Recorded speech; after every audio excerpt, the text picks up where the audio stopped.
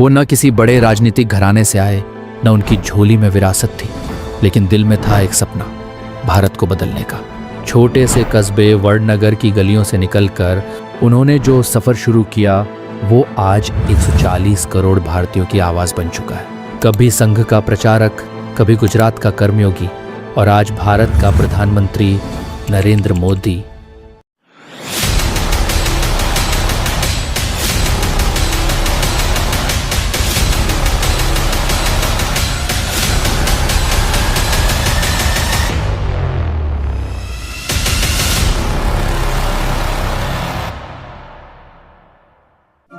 सत्रह सितंबर 1950 को गुजरात के वडनगर नामक एक छोटे से कस्बे में जन्मे नरेंद्र मोदी एक साधारण परिवार से थे।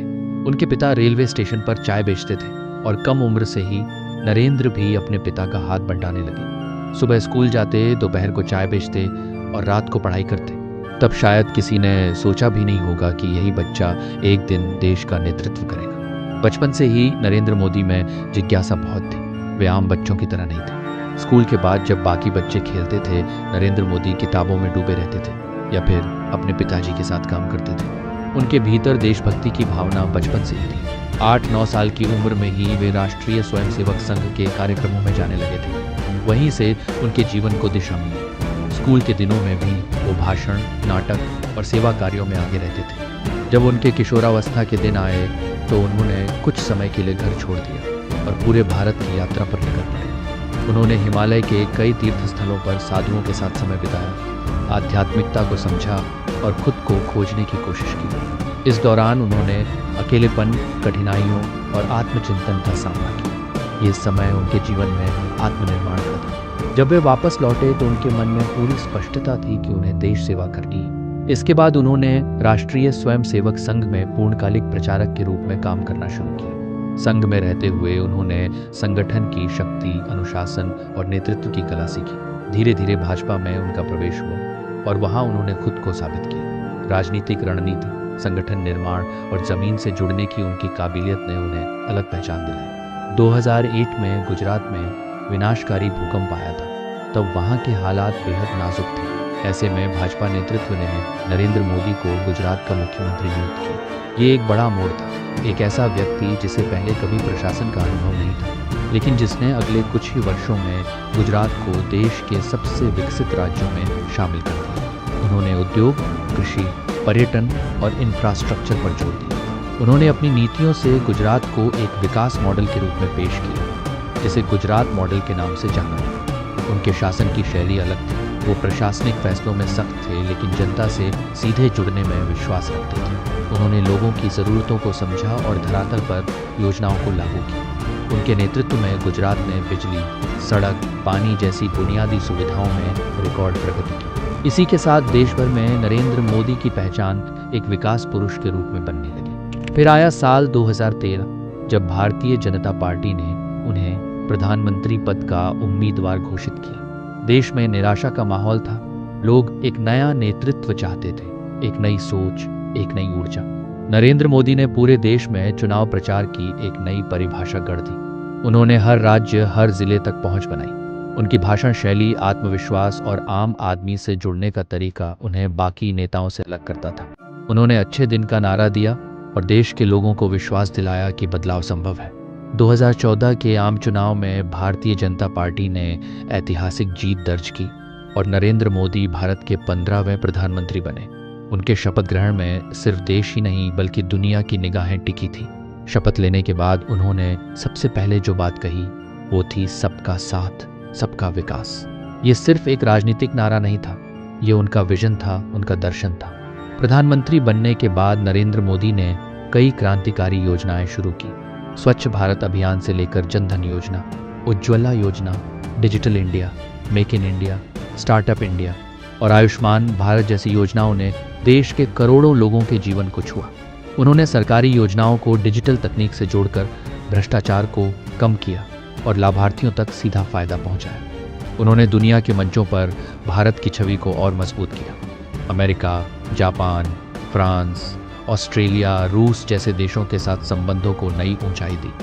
अंतर्राष्ट्रीय स्तर पर नरेंद्र मोदी एक ऐसे नेता के रूप में उभरे जो स्पष्ट सोच रखता है, निर्णय लेने से नहीं डरता और देश हित को सर्वोपरि रखता है। फिर 2019 में एक बार फिर उन्होंने पहले से भी बड़ी जीत हासिल की। इस बार उनकी सरकार ने कई ऐतिहासिक फैसले लिए।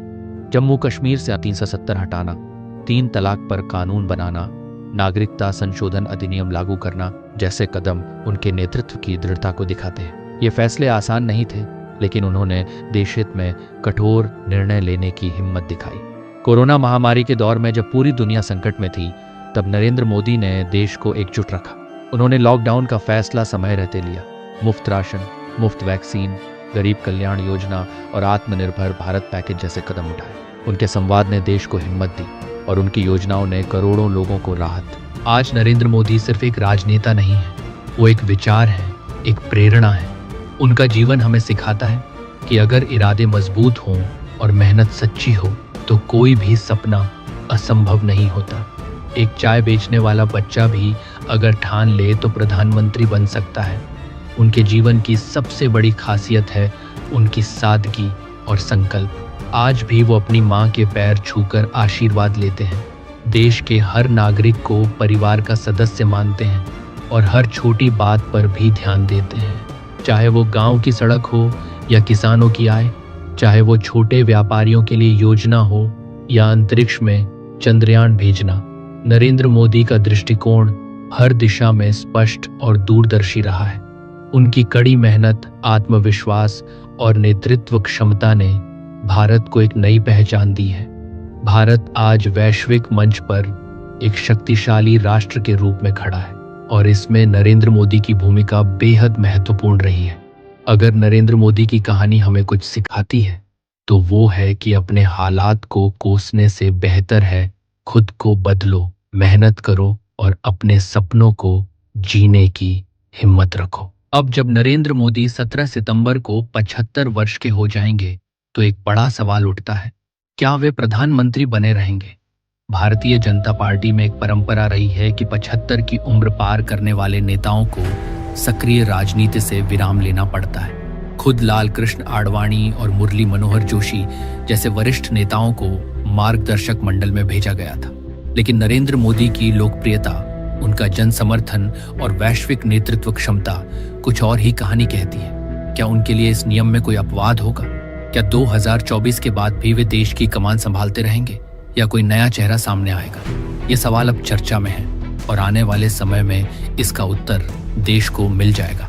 लेकिन एक बात तय है, नरेंद्र मोदी का प्रभाव और उनकी प्रेरणा आने वाले वर्षों तक देश की राजनीति और सोच को दिशा देती रहेगी। दोस्तों, ये थी नरेंद्र मोदी की जीवन गाथा, एक आम आदमी से खास बनने की कहानी।